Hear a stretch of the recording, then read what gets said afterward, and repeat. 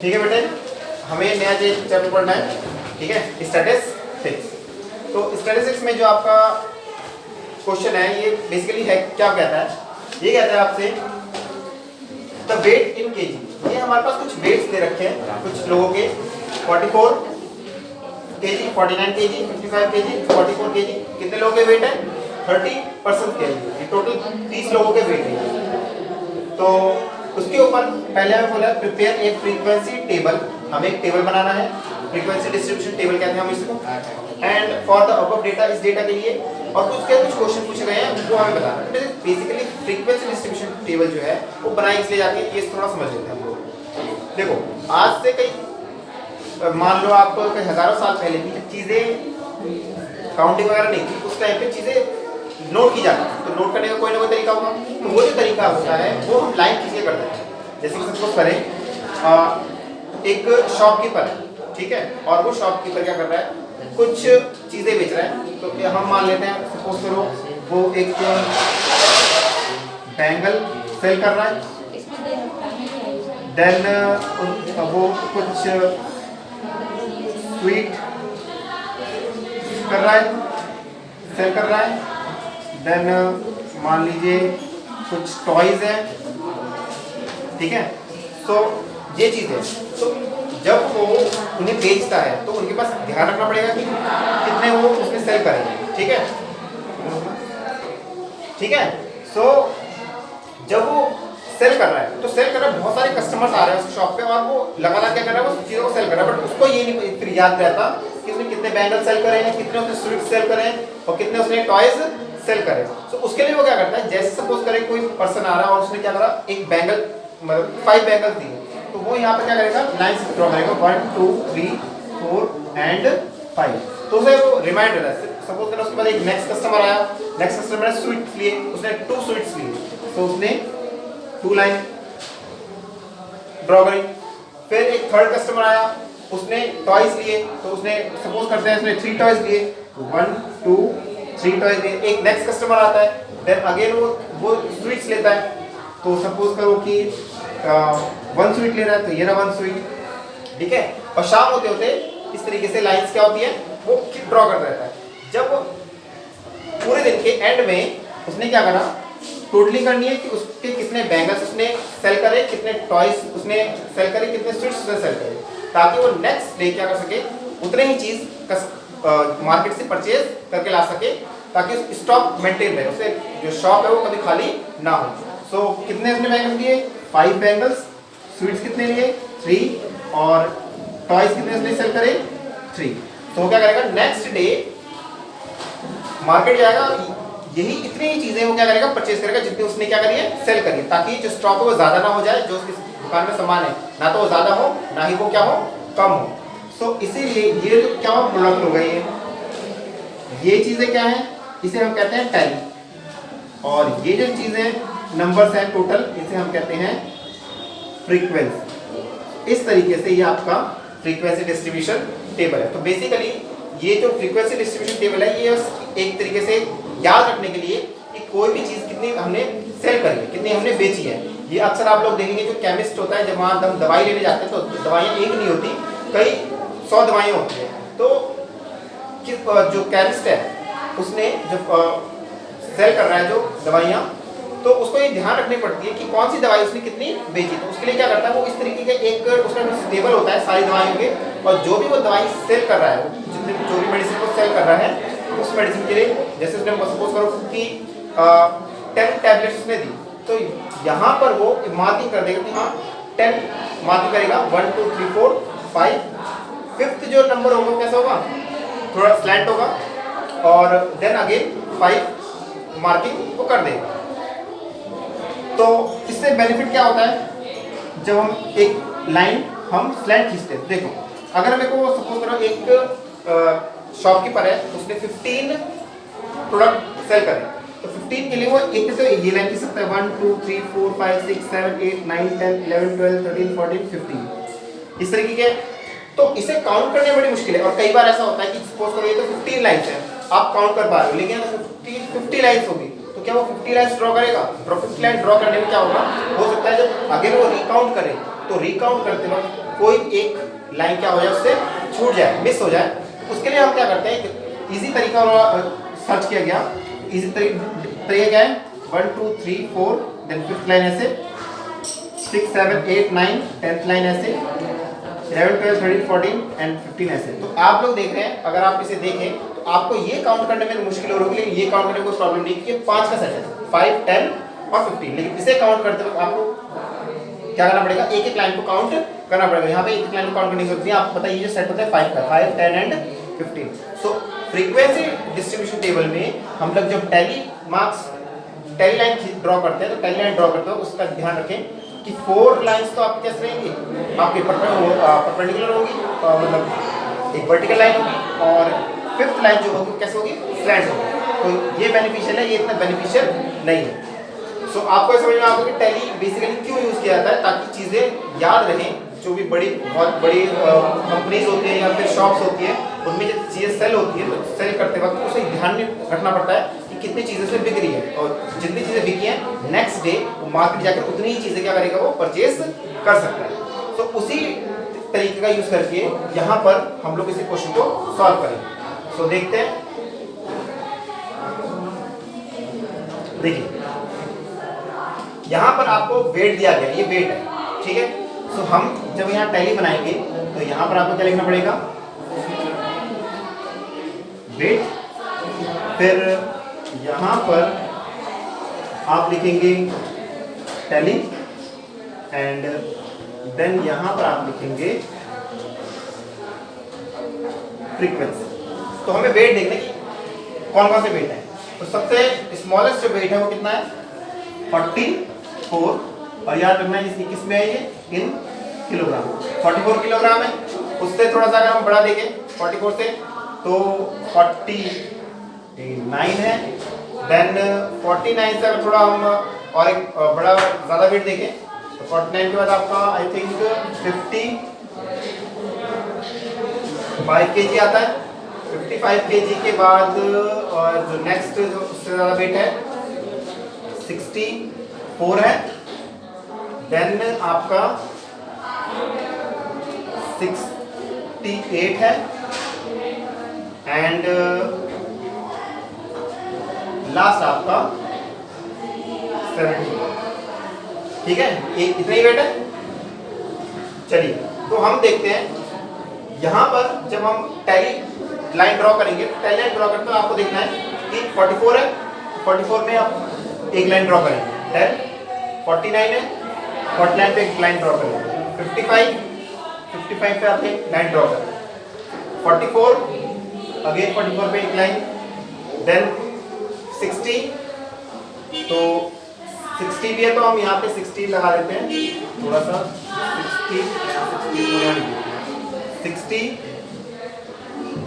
10 line draw करा, 44 again 44 49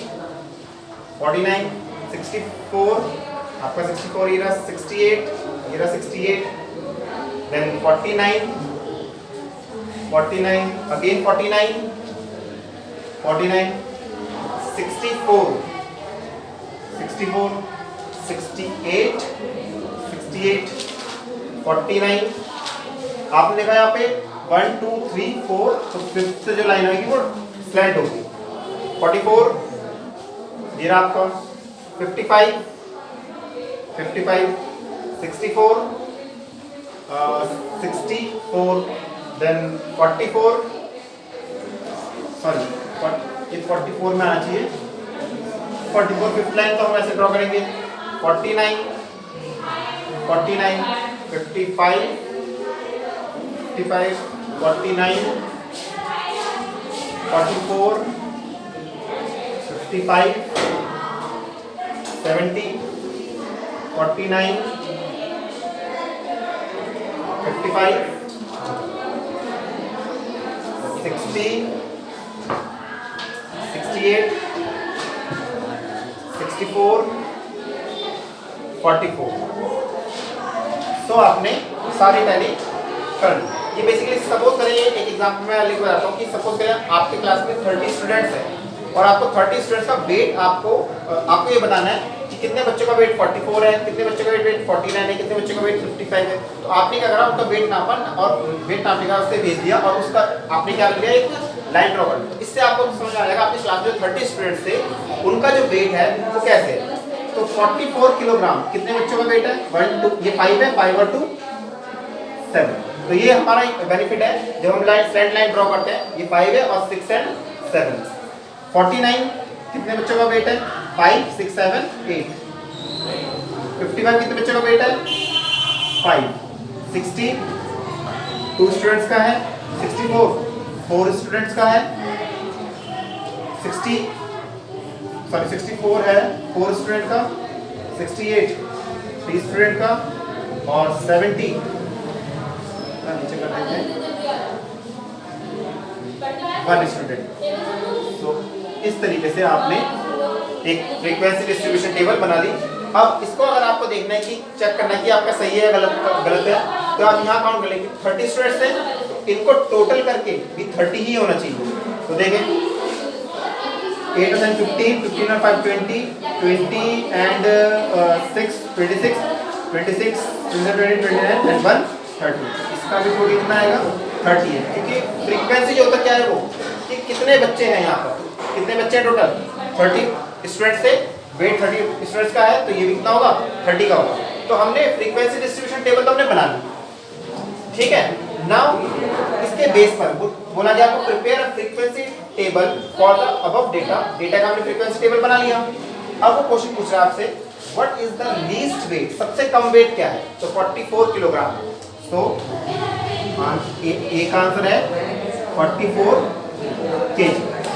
तो table बनाने का बेनिफिट ये है कि अगर आपसे कोई भी कभी भी कोई क्वेश्चन पूछे तो आपको यहाँ पर ढूंढना नहीं पड़ेगा, ठीक है। ये हमने और जो डेटा है, डेटा को हमने ऑर्गेनाइज कर दिया। जिस तरीके से आप सपोज करो आपके घर में बहुत सारे चीज़ें रखी हैं, कपड़े वगैरह रखे हैं, बर्तन वगैरह रखे हैं, तो हम उसको क्या करते हैं स्टैक करके रखते हैं। बर्तन अपनी जगह पे होते हैं और आपके बर्तनों में भी जो आपके ग्लास के बर्तनों के अलग होंगे, स्टील के अलग होंगे, प्लास्टिक के अलग होते हैं। उसी तरीके से हमने डेटा को क्या कर दिया ऑर्गेनाइज तरीके से कर दिया। ऑर्गेनाइज करने का फायदा ये है कि हमसे कोई भी क्वेश्चन पूछेगा, अब हमें यहाँ पर ढूंढने की जरूरत नहीं है, हम सीधा फ्रीक्वेंसी डिस्ट्रीब्यूशन टेबल देंगे और यहाँ पे आपको सब कुछ मिल जाएगा। तो यहाँ बोला गया सबसे कम वेट क्वेश्चन में आपसे पूछा गया what is the least weight, सबसे कम वेट। तो सबसे पहले जो वेट होगा वो सबसे कम वेट होगा। How many person have the least weight, कितने लोग, हाउ मेनी पर्सन कितने लोगों का जो वेट है हैव द लीस्ट वेट, सबसे कम वेट जो है कितने लोगों का है। तो 44 किलोग्राम कितने लोगों का है 7। तो बी का आंसर हो जाएगा 7 पर्सन, ठीक है। How many person have the maximum weight, maximum weight कितना है 70 किलोग्राम, कितने लोगों का वेट मैक्सिमम है 1। सी का आंसर हो जाएगा 1 पर्सन। और लास्ट क्वेश्चन आपसे पूछा गया है which weight do the maximum number of person है, कौन सा वेट सबसे ज्यादा लोगों का है। तो सबसे ज्यादा लोग कहां पर है 8 है, सबसे ज्यादा फ्रीक्वेंसी किसकी है 8 है। 8 लोगों का वेट जो है 49 है। तो वही पूछा गया था आपसे विच वेट, कौन सा weight do the maximum number of people है। तो सबसे ज्यादा लोगों का वेट कितना है 8 लोगों का वेट, ठीक है ना 49 है। तो बी का आंसर आपको हो जाएगा 49 किलोग्राम, ठीक है। और 7 लोगों का वेट है 44 किलोग्राम, 5 लोगों का वेट है 51 किलोग्राम, 2 लोगों का वेट है 60, 4 लोगों का वेट है 64, 3 लोगों का वेट है 68 और 1 पर्सन का वेट है 70, ठीक है। तो आप ये इस क्वेश्चन कर लीजिए, ठीक है बेटे। आपने एक क्वेश्चन आपने कर लिया है। एक फ्रीक्वेंसी डिस्ट्रीब्यूशन में एक और डिफरेंट टाइप का क्वेश्चन होता है जिसमें हमें इंटरवल में हमें लिखना पड़ता है। इंटरवल में लिखने का मतलब क्या है, जब डेटा बहुत सारा होता है, तो डेटा बहुत सारा हो और देखो डिफरेंट है, उसमें क्या था सिर्फ 5 वेट थे अलग अलग। कितने वेट थे 5 अलग अलग वेट थे। इस क्वेश्चन में क्या है construct a frequency distribution table for the following marks, ये मार्क्स है ऑब्टेन्ड बाय 45 स्टूडेंट, 45 बच्चों के ने अलग अलग मार्क्स ऑब्टेन करे। तो एक तरीका यहाँ पर ये है कि मैं मार्क्स लिखूं और जितने भी मार्क्स है सबको लिखूं। जैसे सबसे छोटा मार्क्स कितना है 6 है, 6 उसके बाद 7, फिर उसके बाद 8 यहाँ कहीं नजर नहीं आ रहा, 8 है, उसके बाद क्या है 9 है, इसमें 9 नहीं है, फिर 10 है। भाई ऐसे तो बहुत सारे नंबर आ जाएंगे इसके अंदर। जब बहुत जो डेटा होता है हमारे पास वो बहुत सारा होता है, अलग अलग होता है। देखो जो वेट वाला था उसके अंदर भी डेटा बहुत सारा था, लेकिन ज़्यादातर वेट जो थे वो सेम थे।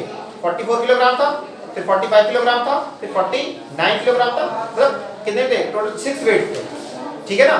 लेकिन यहाँ पर जो अगर मैं मार्क्स की बात करूँ तो मार्क्स तो बहुत सारे मार्क्स अलग अलग मार्क्स होंगे। चलो मैं आपको दिखाता हूँ फिर भी एक बार। अगर ये 10 है, 10 के बाद क्या है अगला 10 के बाद है आपका नेक्स्ट 12, फिर है आपका 13 भी है, 13 है, फिर 15 है, फिर 16 है, इसके बाद 18 है, फिर 20 है। तो ऐसे तो बहुत सारे लिखेंगे, पूरा पेज ही में भर जाएगा, तो फायदा क्या हुआ, ठीक है ना।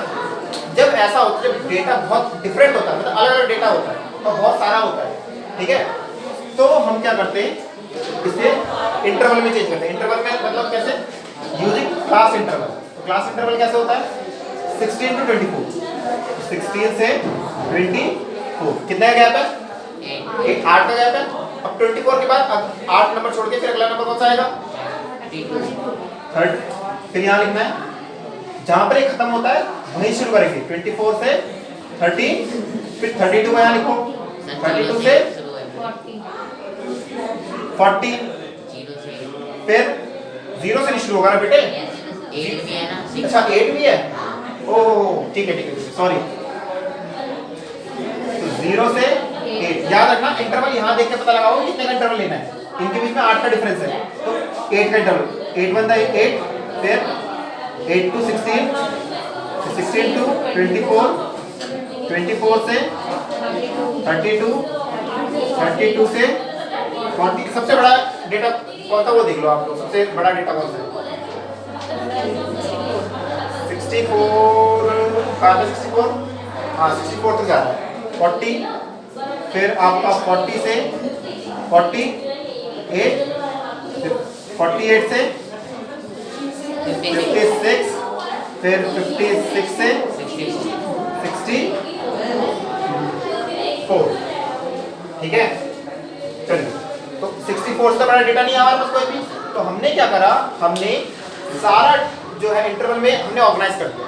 हम ये बोल रहे हैं कि 0 से 8 तक मार्क्स जिसके भी होंगे उसका टैली यहाँ पर आएगा, 8 से 16 उसका टैली यहाँ पर लिखेंगे, 16 to 24 उसका टैली हम लोग यहाँ लिखेंगे। चलिए शुरू करें, ठीक है। तो यहाँ पर आप टैली लिखते हैं, ध्यान दें सबसे पहला डेटा कितना है, ये 12 बनेंगे, ठीक है। तो 12 कहाँ आएगा, 8 और 16 के बीच में, तो ये आपका आ गया यहाँ पर, एक लाइन यहाँ खींच लेते हैं हम लोग, यहाँ पर आ गया।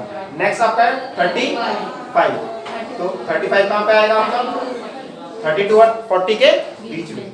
नेक्स्ट आपका डेटा कितना है, देखिए जो होते जा रहा है उस पे उसे कट कर दीजिए तो याद रहेगा। 6 कहाँ पे आएगा, यहाँ पर, देन 10, 8 to 16 के बीच में, देन 8 से 16। अब देखो 8 0 से 8 में यहाँ पुट करें या 8 यहाँ पुट करें, इसके प्रॉब्लम है, इसका प्रॉब्लम का आंसर सिर्फ खुद दे दिया उसने। ये बोले मान लो कभी ऐसा हो जाए 16 to 24 है तो लिखा 24 नॉट इंक्लूडेड, दैट मींस इस 24 जो इधर पीछे वाले नंबर होंगे उसमें हमें नहीं लेना है, ठीक है ना। तो 8 आ रहा है तो 8 हम इसमें लेंगे या इसमें लेंगे, नीचे वाले इसमें हम लोग नहीं लेंगे, हम लोग इसमें लेंगे इसमें, क्योंकि जब फ्रंट वाला होता है उसी नंबर को लिया था, जो बाद वाला नंबर उसको लिया नहीं जाता, तो हम लोग 8 को इसमें लेंगे। अगर 16 आता तो 16 को हम किसमें लेते हैं, इसमें। 24 आएगा 24 हम किसमें लेंगे, इसमें। 20 उसमें ये हुआ ना 16 to 24 अगर है और 24 आ जाए तो 24 नॉट इंक्लूडेड, 24 इसमें इंक्लूड नहीं करना, 24 इसमें इंक्लूड नहीं कर सकते हम लोग। तो अगर इधर वाला नंबर है 24 है, 24 इसमें ना लिखकर हम कहाँ करेंगे, इसमें इंक्लूड, यहाँ पर। इस बात का ध्यान रखना, इसी से गलती होती है कई बार। नेक्स्ट डेटा कौन सा है, 24 हो चुका है, 37 कहाँ आएगा, यहाँ पर आएगा, 24 हमने लगाया नहीं था, सॉरी यहाँ। नेक्स्ट 32, तो 32 इसमें भी है और यहाँ भी है, हम जानते हैं बाद वाले में नहीं लगाते, जो पहले होगा उसमें लगाएंगे, ठीक है।